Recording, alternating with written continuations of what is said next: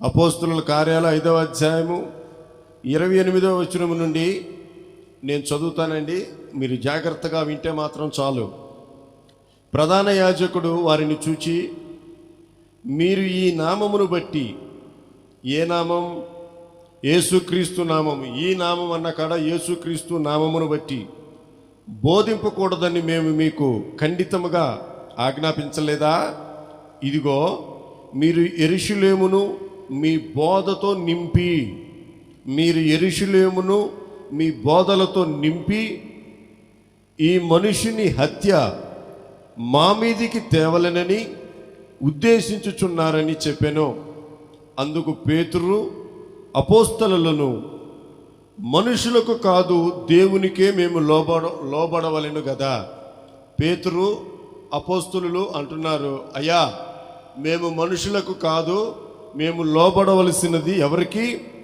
దేవునికే కదా. మీరు మ్రానున వేలాడదీసి సంహరించిన యేసును మన పితరుల దేవుడు లేపెను. ఇశ్రాయేలులకు మారు మనసును పాపక్షమాపణను దయచేయుటకై దేవుడు ఆయనను అధిపతిని గాను రక్షకుని గాను ఆయన దక్షిణ హస్త బలము చేత, దక్షిణ హస్తమనగా కుడి చేయి, రక్షకుని గాను తన దక్షిణ హస్తము చేత హెచ్చించి ఉన్నాడు. మేమును దేవుడు తనకు విధేయులైన వారిని అనుగ్రహించిన పరిశుద్ధాత్మయు ఈ సంగతులకు సాక్షులమై ఉన్నామని చెప్పిరి. తలలెత్తిన వైపు చూడండి. ఇక్కడ ఇద్దరు అగుపడుతున్నారు. ఒకటి ప్రధాన యాజకులు. మీరు కూడా చెప్పండి, ఏం పేరు వాళ్ళ పేరు? ప్రధాన యాజకులు. రెండోది అపోస్తలులు. పేతురు గారు అగుపడుతున్నారు.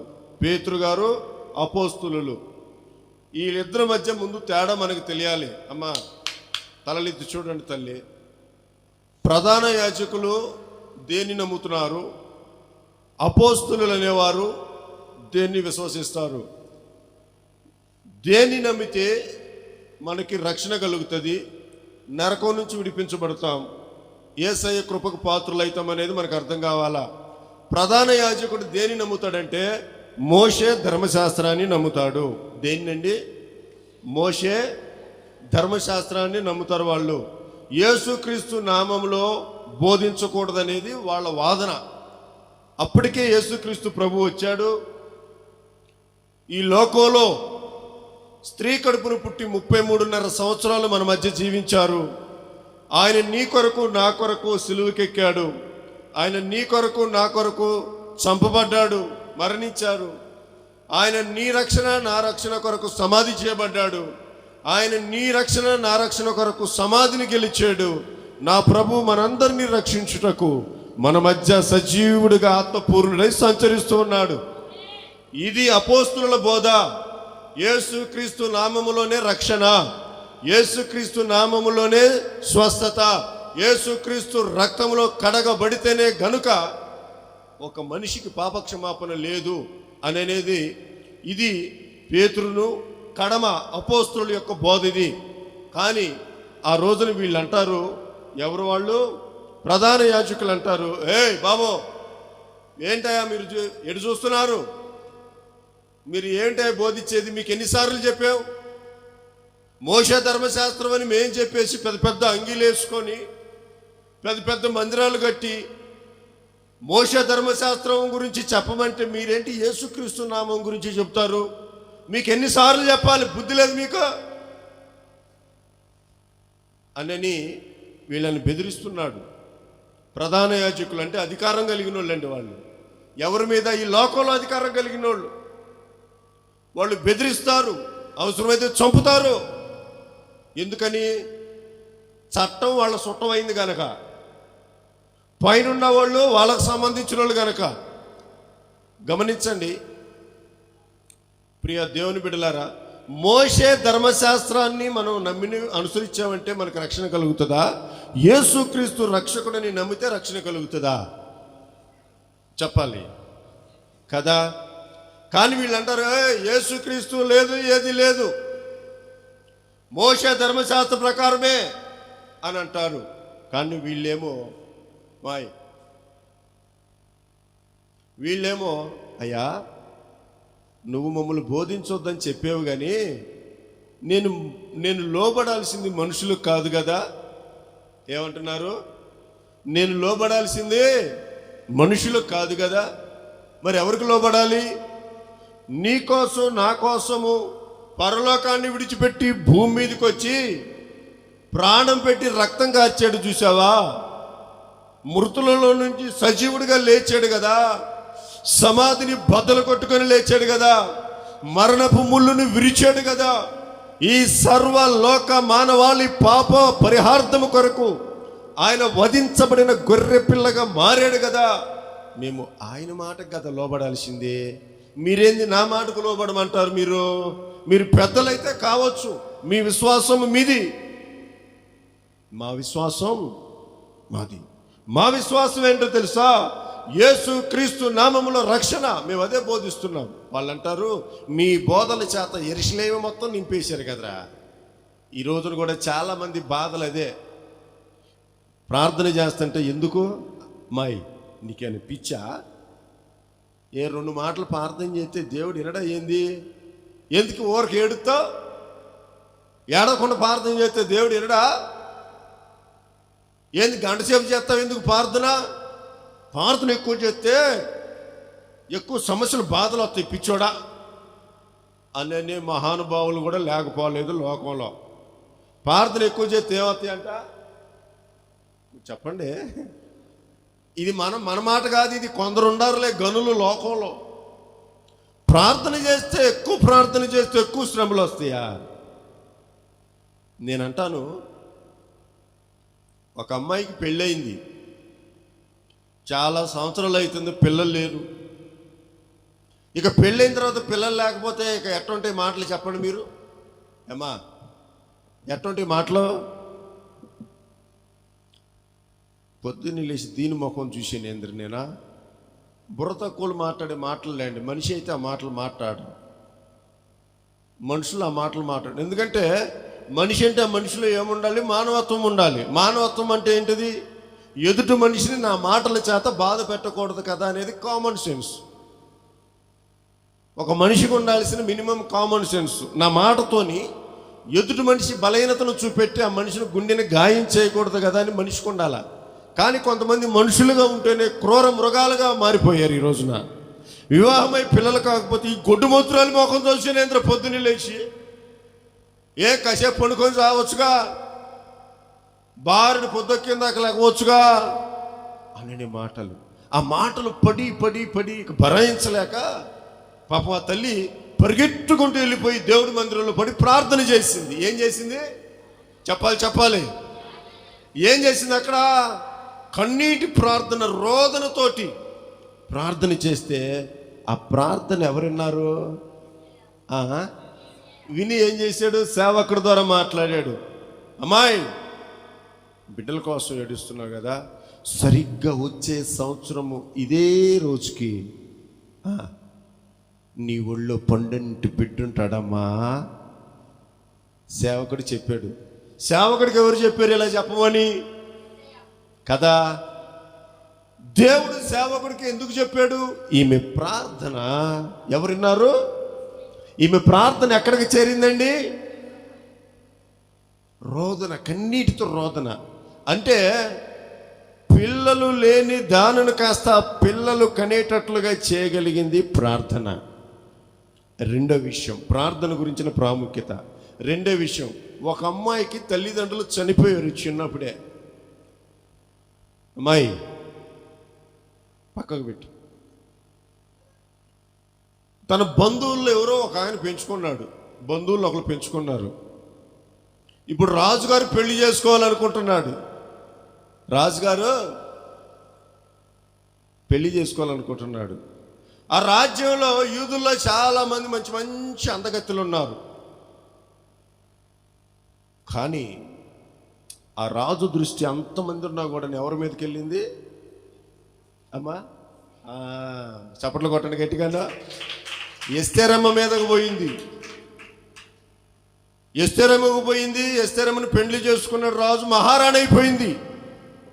యూదుల్లో నుంచి పుట్టిన ఒక స్త్రీ మహారాణి అవటానికి గల కారణం నేనంటాను ఎస్తేరమ్మ ప్రార్థనా శక్తి. ఆమేన్. 2 చెప్పుకున్నాం కదా ఇప్పటికి. 3వది, సంవత్సరాల నుంచి బానిస బ్రతుకులో ఉన్నారు ఇశ్రాయేలీలు. ఆ బానిస బ్రతుకు నుంచి విడిపించబడాలి. వాళ్ళు ఏం చేశారు? వెళ్ళి రాజుకాళ్ళు పట్టుకున్నారా? ఒకవేళ పట్టుకొనే ఉంటారు వాళ్ళు. అయ్యా మమ్మల్ని ఇడిచిపెట్టన్న వాళ్ళందరూ చంపేసే ఉంటాడు వాడు, క్రూరుడు కనుక ఫరో. ఇక మనుషులకు చెప్పుకోవటం విడిచిపెట్టి ఇశ్రాయేలీలందరూ కలిసి ఏం చేశారు? ఐగుప్తులో వారి మొర దేవుడు విన్నాడు అని ఉంది బైబిల్లో. ఏం పెట్టారట? ప్రార్థన చేశారు. విడిపించబడ్డారా లేదా? విడిపించబడ్డ తర్వాత ప్రయాణం అయ్యారు. కొంత దూరం వెళ్ళిపోయిన తర్వాత ఈ ఫరో గాడికి మరలా పురుగు తిరిగింది. అరే ఈ బానిసలందరినీ విడిచిపెడితే మనకెవర్రా పని చేసేది? ఈ బానిసల మొత్తాన్ని విడిచిపెడితే వీళ్ళు బానిసలాగా ఉంటేనే మన ఏషాలు మొత్తం నడుస్తాయి. ఇది ఐగుప్తుల ఆలోచన. ఈ ఇశ్రాయేలీల్ని బానిసలు చేసుకొని ఎప్పుడు కాలు కింద తొక్కుపెట్టి ఉంచితేనే మనం ఏ వేషాలు వేసినా కూడాను నడుస్తుంది. వీళ్ళని విడిచిపెట్టేసావురా. ఇప్పుడు మనకి పని చేయటానికి కానీ, మనం అంటే పట్టడానికి కానీ, మనం ఎక్కి తొక్కటానికి కానీ, అంతే కదండి. బానిసల బ్రతుకులైంది కష్టాలు. ఎవరు లేరని మళ్ళా వెంట పడుతున్నారు. ఎదురు ఎర్ర సముద్రం ఉంది. ఏం చేశారు అక్కడ ఎర్ర సముద్రం దగ్గర? వెనక చూస్తే శత్రువు, ఎదరు చూస్తే తోవలేదు సముద్రం. ఏం చేయాలి? ప్రార్థన చేశారు. ఏం జరిగింది అక్కడ? చెప్పండి ఏమైంది? ప్రార్థనలో ఉన్న శక్తి సముద్రాన్ని ఆరిన నేలను చేసి నడిపించింది. హల్లెలూయా, హల్లెలూయా. ప్రియ దేవుని బిడ్డలారా, ప్రార్థనలో ఉన్న శక్తి ఎంత గొప్పది. ఈ రోజున జనం అంటున్నారు ప్రార్థన చేస్తే, జనం అంటే అందరూ కాదు. అమ్మా వాక్యం అంటే విసుగ్గా ఉందా తల్లి? ప్రార్థన చేస్తే శ్రమలు వస్తాయి. మాయ్ ఎందుకు ప్రార్థన చేస్తావు? పరిసయ్యులు, ధర్మశాస్త్రోపదేశకులు, సద్దుకయ్యులు, వీళ్ళందరూ వాదన ఇదే. మోషే ధర్మశాస్త్రం, రే తప్పు చేయి. వాళ్ళు ఏమంటారు? తప్పు చేయరా, తప్పు చేసి మా దగ్గరికి రా, మా శివులు చెప్పి ఏం తప్పు చేసావో దానికి ఏం చేయాలి మేము చెప్తాం. గొర్రెపిల్లని తీసుకురా, పోరా వేసేద్దాం. గొర్రెపిల్లని వేసేస్తే నీ పాపం పోద్ది. మరి యేసు ప్రభు ప్రాణం పెట్టింది ఎవరి కోసం? కోడెల రక్తం వలనైనను, గొర్రెల రక్తం వలనైనను, పొట్టేళ్ల రక్తం వలనైనను, పావురముల యొక్క రక్తం వలనైనను మన పాపము రక్షణ, మన పాపం పోనే నా ప్రభు అయిన యేసు క్రీస్తు శక్తి కలిగిన నామములో లేదా ఆయన పరిశుద్ధ రక్తంలోనే మా పాప ప్రోక్షణ. హల్లెలూయా. ఆ రోజున పేతురును కడమ అపోస్తులు ఏమంటున్నారు? మీరు యేసుక్రీస్తు గురించి బోధించొద్దు. మరి దేని గురించి బోధించాలి? ప్రార్థన చేయొద్దు. అసలు ప్రార్థన చేస్తే పరిస్థితులు మారిపోతాయి. అర్థమవుతుందా మీకు? ప్రార్థనలు చేస్తే మన పరిస్థితులు ఉన్నది లేనట్టుగా చేసేస్తుంది ప్రార్థన. హల్లెలూయా. లేనిది ఉన్నట్టుగా చేయగలిగింది ప్రార్థన శక్తి. ప్రార్థనలో అంత శక్తి ఉన్నది. Praise the Lord. హల్లెలూయా. నా ప్రియ దేవుని బిడ్డలారా, సహోదరి సహోదరులారా, ఆ మాట రాజ్యము వాళ్ళది, ప్రధాన యాజకులది.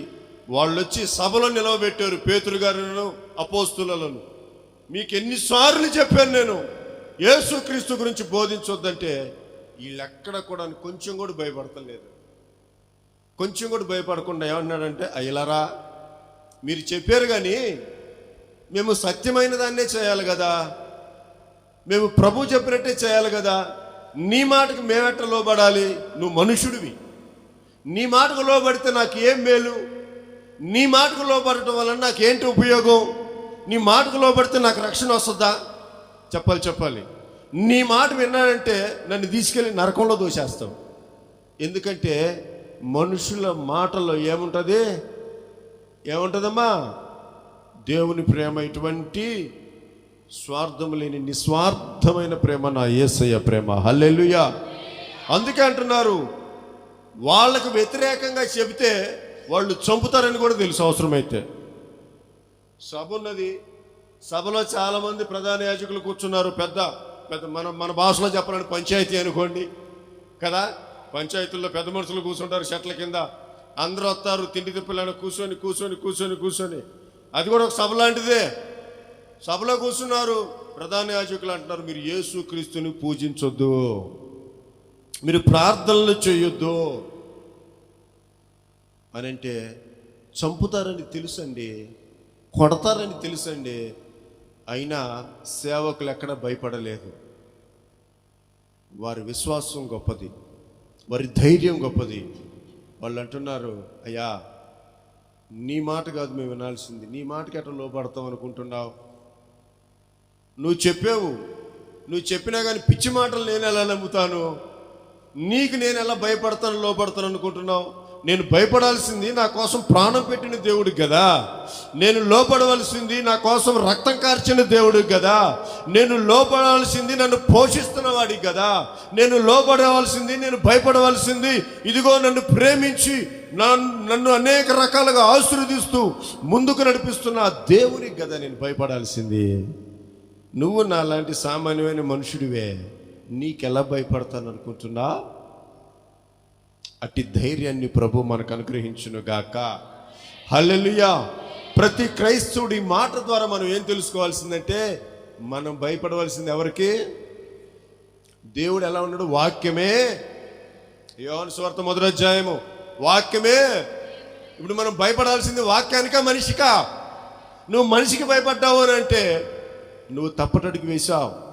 వారు ఎవరైనా కానివ్వండి, మనిషి వాడు ఎంత గొప్ప స్థితులన్నా ఉన్నాయి, వానికంటే గొప్పవాడిని మనం ఆరాధిస్తున్నాం. గట్టిగా చప్పట్లు కొడుతూ ప్రభుని స్తుతిద్దాం. మనిషి గొప్పోడే, అధికారే కాదనడంలే. ఆ అధికారైనా సరే, గొప్పోడైనా పెద్దోడైనా వాక్యానుసారమైన మాట కాకుండాను వాక్యానికి వ్యతిరేకమైన మాట మాట్లాడుతున్నప్పుడు వాని మాట వినాల్సిన అవసరమో లేదు, వానికి భయపడాల్సిన అవసరం లేదు. హల్లెలూయా. చూడండి చూడండి, ఇక్కడ ఏమంటున్నాడు? దేవాలయంలో క్షమించాలి, మీరు యెరూషలేమును మీ బోధలతో నింపేశారు.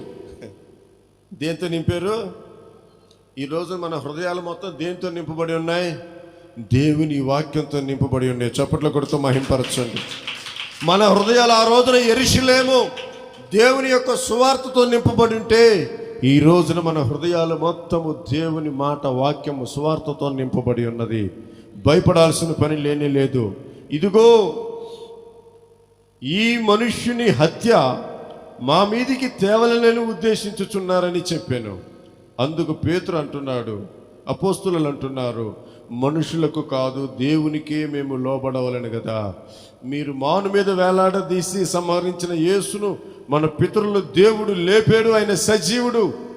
ఇశ్రాయేలులకు ఏం కావాలి? మారు మనస్సు, పాపక్షమాపణ దయచేయుటకై దేవుడు ఆయన అనగా ప్రభు అయినా ఇశ్రాయేలు ఎక్కడున్నారు? అప్పుడు పాపంలో ఉన్నారు, తప్పిపోయారు. ఎన్నోసార్లు దేవుడు వారిని హెచ్చరించినా వినకుండా పాపంలో పడిపోయారు. పాపంతో నిండిపోయిన ఇశ్రాయేలీల బిడ్డలను కాపాడుటకు దేవుడు ఆయనను అధిపతిగాను రక్షకుడుగాను పంపాడు. ఆయన మేము నమ్మితే ఆయన మా అధిపతి. ఎవరు? ఆయన పేరేమిటి? యేసయ్య. ఆయన నా అధిపతి, ఆయన నా రక్షకుడు. ఎవరైతే యేసుక్రీస్తు రక్షకుడని నమ్ముతారో వారు కాపాడబడతారు, రక్షించబడతారని బైబిల్ చెబుతుంది. ఏమండి? యేసుక్రీస్తు రక్షకుడని నమ్మిన వారి మీదకి పరిశుద్ధాత్మ దిగి వస్తుంది. ఆమేన్. ఎందుకంటే ఇప్పుడు మనం ధర్మశాస్త్రం కింద లేవండి, మనం యేసుక్రీస్తు కృపలో ఉన్నాం. హల్లెలూయా. ధర్మశాస్త్రం కింద మనం పాటించలేమండి బాబు. ధర్మశాస్త్రం కింద ఆ ఆజ్ఞల్లో మనం లేమో, యేసుక్రీస్తు కృపలో ఉన్నాం. ధర్మశాస్త్రం ఏం చెబుతుందంటే, పాపం చేశాడా రాళ్ళతోటి సాగుకొట్టి చంపమని ఉంది. ఉదాహరణకి ఎవరైనా సరే పాపం చేస్తూ పట్టుబడ్డదనుకో, స్త్రీ కానీ పురుషుడు కానీ, రాళ్ళు పెట్టి కొట్టి చంపేయాలి. కానీ మనం యేసుక్రీస్తు కృపలో బతుకుతున్నాం. ఇప్పుడు పాపం చేసామనుకో, మనం రాళ్ళ పెట్టి కొట్టి చావాల్సిన అవసరం లేదు. మోకరించి ప్రభువా తప్పు చేశాను క్షమించని ఆయన పాదాలు పట్టుకుంటే ఆ క్షణమే మన పాప క్షమాపణ. ఎంత తేడా ఉంది ధర్మశాస్త్రానికను యేసుక్రీస్తు కృపకు. ఏం కావాలి? ధర్మశాస్త్రం కావాలా? అనగా మనిషి మాట కావాలనా? కృప కావాలనా? అంటే యేసుక్రీస్తు కావాలనా? ఏది కావాలి అమ్మా? యేసుక్రీస్తు కావాలంటే మనుషుల మాటకు భయపడాల్సిన పనిలే. మనిషి కరెక్ట్గా చెప్తే విను. చూడండి, చాలామంది పెద్దోళ్ళు చెప్తే నేను విన్నా, నాకు తెలియదు. హంస ఏం చేస్తుంది? పాలు నీళ్లు కలిపి గిన్నెలో పెడితే పెద్దోళ్ళు చెప్పారండి, నువ్వు ఎప్పుడు చూసావని అడగమాకండి నన్ను, వాళ్ళు చెప్తే నేను చెప్తున్నా. పాలు నీళ్లు కలిపి గిన్నెలో పెడితే హంస పాలు మాత్రమే తాగి నీళ్లు విడిచిపెడుతుంది. దానికి ఏది అవసరమైందో అదే తీసుకుంటుంది, పనికిరాని దాన్ని విడిచిపెడుతుంది. పిచ్చి మొక్కలు ఉంటారు కొంతమంది. పార్థనంట ఊరికే దా పెళ్ళికి పోదా, ఊరికి పార్థనంట, షికారికి పోదారా రై, ఊరి పోడా షికారికి పోదారా పిల్లగా అని పిలుస్తాడు. కానీ నువ్వు ప్రభు బిడ్డవు కదా, ఆయన నీ కోసం ప్రాణం పెట్టారు కదా. ఎవరైనా ఇప్పటి వరకు నీ కోసం ప్రాణం పెట్టిన వాళ్ళు ఉండారా? ఎవరైనా ఇంత శారీరక రక్తం కార్చిన వాళ్ళు ఉండారా నీ కోసం? ఎవరు లేరు. ఎవరైనా నిన్ను బాగు చేసిన వాళ్ళు ఉండారా? ఏమా, ఎవరైనా నీ కన్నీళ్ళని తుడిచిన వాళ్ళు ఉండారా? ఏ మనిషి అని నిన్ను ధైర్యపరిచాడా? మూలిగా నెక్కమే తాడిగా పడ్డా అసలే చచ్చేడు తింటే వచ్చి ఇంకొక రవ్వు తెచ్చిపోతారు. ఇది ఏదో నాకు తేడా కొంత తెలిసి చూపించుకుంటారు, అయిపోయా ఉండా ధైర్యం కాతే పోతుంది. ఇది మనుషుల యొక్క పరిస్థితి. నీ కోసం ప్రాణం పెట్టి నీ పాపాన్ని కడిగి నిన్ను అనునిత్యం పోషిస్తున్నాడు, 3 పూటలా పోషిస్తున్నాడు. మన భారతదేశంలో సంవత్సరానికి లక్షల మంది తిండి లేక చనిపోతున్నారండి. సరైన తిండి లేక చనిపోతున్నారు. కానీ ఈ రోజున నువ్వు నేను 3 పూట్ల 5,000 లోపలికి పోతున్నాయి అంటే నా ప్రభు కృపే నిన్ను నన్ను పోషిస్తుందయ్యా. అమ్మా, అంత గొప్ప దేవుణ్ణి కలిగి ఉన్నాం. నువ్వు హంస లాంటి జీవితం జీవించాలి, పావురంలాగా నిష్కపటంగా ఉండాలి. కానీ కాకి లాంటి బ్రతుకులు బ్రతకూడదండి. ఎక్కడ కావమంటే అక్కడికి వెళ్ళి వాలకూడదండి, వాలకూడదు. అది ప్రభు బిడ్డల లక్షణం కాదండి. అది ఎవడు ఏది చెప్తే దానికి సరేనండి తలక ఇవ్వడం కాదు. వాడు చెప్పిన దానిలో ఎంతవరకు నీతి ఉన్నది, వాడు చెప్పే మాటలో నిజంగా అది ప్రేమ మోసమా, ఆ గమనించగలిగిన శక్తి నువ్వు కలిగి ఉందువుగాక. హల్లెలూయా, ప్రైజ్ ద లార్డ్. మనం ఈ భయంకరమైన లోకంలో జీవిస్తూ ఉన్నాం, కానీ ఏ పాపం మనకి అంటకూడదండి. నేను చివరిగా చెబుతున్నాను, యేసుక్రీస్తు వలన రక్షణ ఉన్నది. ఆయన కృపలోనే మనం బ్రతుకుచున్నాము. హల్లెలూయా, హల్లెలూయా. చూడండి, వాట్సాప్ మన కృపజ్యోతి మినిస్ట్రీస్ వాట్సాప్ గ్రూప్లో కింద ఒక టైటిల్ పెడతా, నా యేసయ్య కృపలోనే నేను బ్రతుకుచున్నాను, నాలో ఏ మంచితనం లేదని ఉంటుంది. చాలామంది దాని కింద పెట్టుకుంటారు, అర్జెంట్ కాల్స్ ఓన్లీ అని పెట్టుకుంటారు. ఏంటదంట? అర్జెంట్ అయితేనే లేకపోతే చేయొద్దని పెట్టుకుంటారు కొంతమంది నేను ఆఫీసులో ఉంటానని పెట్టుకుంటారు, కొంతమంది నిద్రపోతున్నారు ఫోన్ చేయొద్దని పెట్టుకుంటారు. నేనైతే చెప్పండి, నేనైతే నా దేవుని కృపలోనే బ్రతుకుచున్నాను. వాట్సాప్ గ్రూప్ ఓపెన్ చేసి చూడండి, ఇంటికి వెళ్ళినాక ఏముంటుందో తెలుస్తుంది. నా యేసయ్య కృపతోటి బ్రతుకుతున్నా. ఎందుకంటే ఈ రోజును బ్రతుకుంటున్నానంటే చెప్పండి, ఆయన రక్తమే నన్ను బ్రతికిస్తుంది. నా తల్లిదండ్రులు ఇచ్చిన ఆ పోషణ కానీ, నా తల్లిదండ్రులు ఇచ్చిన జన్మ అయితే నేను చచ్చిపోయి ఇప్పుడు 12 ఏళ్ళు అయ్యేది. చచ్చిపోయి 12 ఏళ్ళు అయ్యేది. ఇప్పుడు నాలో ఉన్నది నా యేసయ్య కృప. ఆ కృపే నాలో ప్రాణాన్ని పోసింది, జీవాన్ని నింపింది. హల్లెలూయా. కాబట్టి ఏ మనుషుల మాటలు ఎన్ని అన్నా కూడా నేను ఎక్కడా వెనక తిరిగి చూడను. నేను నాగటి మీద చెయ్యి వేసాను, నేను వెనక తిరిగి చూడాల్సిన అవసరమో లేదండి. ఈ రోజున ఈ మాటలు వింటున్న నువ్వు కూడా అంతే. యేసుక్రీస్తు రెక్కల కిందకు వచ్చా. ఎక్కడికి వచ్చా? ఆయన రెక్కల క్రిందకు వచ్చా. ఆయన నిన్ను సురక్షితంగా క్షేమంగా చూస్తూ ఉన్నాడు. మీకు తెలుసా, జనగాం నుంచి బయలుదేరి మీ ఊళ్ళకి వెళ్ళే ఆ తోవలో సాతానుగాడు ఎన్ని రకాల ఉచ్చులు వేసాడో తెలుసా? ఎన్ని ఉచ్చులు పెడతాడో తెలుసండి వాడు. మనం వెళ్ళే మార్గంలో కనపడవా ఉచ్చులు? ఆ ఉచ్చులు కనపడవండి. భార్య భర్త పిల్లలతోటి సరదాగా బయలుదేరిపోతున్నారు. ఎన్ని వింటలేదు మనం. సరదాగా బయలుదేరి షాపింగ్కి వెళ్ళారు. మంచి మంచి బట్టలు భర్తకు భార్య సెలెక్ట్ చేసింది. ఏమంటే మీకు పచ్చ చొక్క బాగుంటుందండి అంటే భర్త అంటాడు నీకు ఎర్రచీర బాగుంటుంది అది తీసుకో. పిల్లలు కొన్నారు, చక్కగా వేసుకొని సంతోషిద్దాం అని అదే బండి మీద బయలుదేరాడు. వచ్చే మార్గ మధ్యలోనే సాతనగాడు ఉచ్చు పెట్టాడు. ఆ ఉచ్చులో పడిపోయాడు భర్త. యాక్సిడెంట్ తోటి భర్త చనిపోయాడు. భర్త రక్తం మరణం చూసిన భార్యకి మతి తప్పింది, పిచ్చిదైపోయింది. వీళ్ళు నా పిల్లలు అన్న విషయం కూడా మర్చిపోయింది. ఆ పిల్లల్ని పట్టించుకున్న వాళ్ళు లేక బిడ్డలు అనాథలు. భర్త ఏమో మట్టిలోకి వెళ్ళిపోయాడు చనిపోయి. భార్య ఏమో పిచ్చిదైపోయి పిచ్చి ఆసుపత్రిలో ఉన్నది. వాళ్ళు కల్లోనైనా ఊహించుంటారా అలాగా కుటుంబము బద్దలైపోతుందని. నా ప్రభు బిడ్డలారా, నువ్వు వెళ్ళే తోవలో సాతానుగాడు ఎన్ని ఉచ్చులు పెట్టాడో తెలుసా? ఏ ఉచ్చులో పడకుండా ఎక్కడ కాలు జారకుండా దేవుడు ఆయన అరిచేతుల మీద ఎంతగా ఎత్తుకొని నిన్ను పోషించి క్షేమాన్ని ఇస్తున్నాడు. ఆలోచించండి. ఇంకా నువ్వు మనుషుల మాటనే లక్ష్య పెట్టి ఇంకా కుల సంఘాలు, ఇంకా కుల పెద్దలు, ఇంకా మత పెద్దలు, ఇంకా సంఘ పెద్దలు, ఈ పెద్దలు కలిసి తీసుకెళ్ళి బొందలో పెడతానికి తప్పితే వీళ్ళు ఎందుకు పనికిరారు? వాక్యానికి భయపడు, వాక్యానికి లోబడు. వాక్యము గద్దిస్తుంది. వాక్యం ఎవరిని గద్దిస్తుంది అంటే ఎవరినైతే దేవుడు అతిగా ప్రేమిస్తున్నాడో వారినే గద్దిస్తుంది. చప్పట్ల కొడుతూ ప్రభువును స్తుతించండి. యేసయ్య ఎవరిని ప్రేమిస్తున్నాడో వారినే గద్దిస్తాడండి. తాగుబోతుండు కాదు. యేసు ప్రభువుని అంటే లెక్క లేకుండా తిరిగి వాడిని గద్దించడం ఆయన, వాడిని కూడా పోషిస్తాడు. కానీ యేసయ్య ఎవరిని గద్దిస్తాడంటే వాక్యం ద్వారా ఎవరినైతే ఆయన ఎక్కువ ఇష్టపడుతున్నాడో.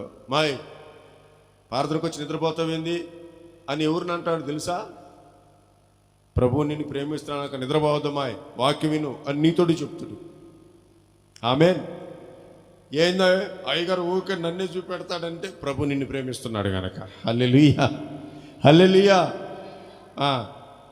మందిరానికి వచ్చి తలకాయించుకొని కింద ముగ్గులేసేవాళ్ళే. బాయ్ ఎవడు నన్ను ఎమ్మడి పెట్టుకొచ్చినావా? ఎవడాడు? ఏది ఊరికి నేల చూపులు చూస్తావేంది?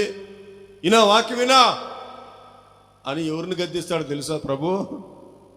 ఆయన ఎక్కువని ప్రేమిస్తుంది నిన్నే గనక నేల చూపులు చూస్తున్న నిన్నే గద్దిస్తాడు ఆయన. ఆమేన్, హల్లెలూయా. ప్రభు నిన్ను ప్రేమిస్తున్నాడమ్మా. అయ్యా ప్రభు నిన్ను ప్రేమిస్తున్నాడు. మరలా చెబుతున్నా, ఆయన కులాన్ని మతాన్ని చూచేవాడు కాదు. ఆయన అటేటిని లక్ష్య పెట్టడం. నీ కులాన్ని నువ్వు మర్చిపో. ఇంకొక నువ్వు చేయాల్సింది ఏంటో తెలుసు? అసలు నీ పిల్లలకి నీ కులం ఏందో తెలియకుండా పెంచు, నువ్వు దీవించబడతావు. చప్పట్ల కొట్టు గట్టిగా హల్లెలూయా. కుల వ్యవస్థ, వర్ణ వ్యవస్థ సాతానుగాడు పెట్టిండు, దేవుడు పెట్టి కాదు. నీ కులమేందో నీ పిల్లలకు తెలియకుండా పెంచు. నీకు శాతనైతే నీ బిడ్డలు ఆశీర్వదించబడతారు. కులాన్ని పుట్టుకొని ఆడబడ్డవాడి దగ్గర దేవుడు ఆత్మ ఉంటుందండి. నాకు అదంటేనే కడుపుమంట. దేవుడు ఇష్టపడ్డాయే. నేను హెబ్రీలకు వెళ్తే పౌలు గారు ఏమంటాడమ్మా? నేను హెబ్రీలకు వెళ్తే హెబ్రీని, యూదుల్లోకి వెళ్తే యూదుని, గ్రీసు దేశానికి వెళ్తే నేను గ్రీసు దేశస్తుని. నేను ఎక్కడికి వెళ్తే వాళ్ళోడిని. నేను నాకంటూ ఏది ఎప్పుడో తుస్మంది అది. ఆమెన్. ఎందుకంటే ఆ కులం అనేది నాకు ఒక్క పూట కూడా ఒక ఇంత ముద్దు పెట్టలా. ఆ కులం తాగి తాగి కిడ్నీలు పాడైపోయి ఒంటి నిండా రక్తం పోయి ఒంటి నిండా నీరు వచ్చి ఏమండే కాలు మొత్తం ఇరగొట్టుకొని హాస్పిటల్లో బతుకుల్లో ఉంటే కులం వచ్చి ఏ రోజు నన్ను పలకరించలే. ఎవరే రాజశేఖర బాగుండవో చచ్చిపోయినవరండి, కులం పలకరించలా. ఎవరు లేని అనాథల్లాగా పెట్టెబేడ చదువుకొని రైలు బండి ఎక్కి జరగ వచ్చేటప్పుడు ఏ కులం నన్ను ఆదరించలేదు. ఆదరించింది నా యేసయ్య కృప. హల్లెలూయా. నా దేవునికి లేని కులం నాకు అవసరం లేదు, నా బిడ్డలకు అవసరం లేదు. ఇడిచిపెట్టు దరిద్రాన్ని, యేసయ్య మాటకు లోబడు. మీరు చెప్పండి, ఎవరైనా మీరేంటి అని అడారనుకో, మేము సేవకులు అని చెప్పండి. ఏమని చెప్తారు? కాకులు అని చెప్పమాకండి, సేవకులు అని చెప్పండి. అదేందా ఇది కూడా ఉందా కులం అంటే? ఎవరు ఉందరో పిచ్చోడు, నీకు తెలీదు? అసలు ఫస్ట్ నుంచి ఉంది ఇదే. మధ్యలో వచ్చిన ఈ పిచ్చి పిచ్చి మొత్తము మేమందరం సేవకులులే అని చెప్పండి. హల్లెలూయా చెప్తారా? అట్లాగా చెప్పిన క్షణమే మీరు ఆశీర్వదించబడుదురుగాక. మీరు నిలుచున్న చోటనే నా ప్రభు మిమ్మల్ని విస్తరింప చేయునుగాక. మీరు ఫలించేటట్లు చేయునుగాక. నా ప్రభువు కృప మీరు అభివృద్ధి చెందినట్లు ఆశీర్వదించునుగాక. చెప్పండి, ధర్మశాస్త్రం కావాలా, యేసయ్య కృప కావాలా? కుల పెద్దల మాట కావాలా, యేసు ప్రభు కృప కావాలా? యేసయ్య మాట కావాలా, మనుషుల మాట కావాలా? కళ్ళు మూసుకొని ప్రార్థన చేసుకుందాం. అయితే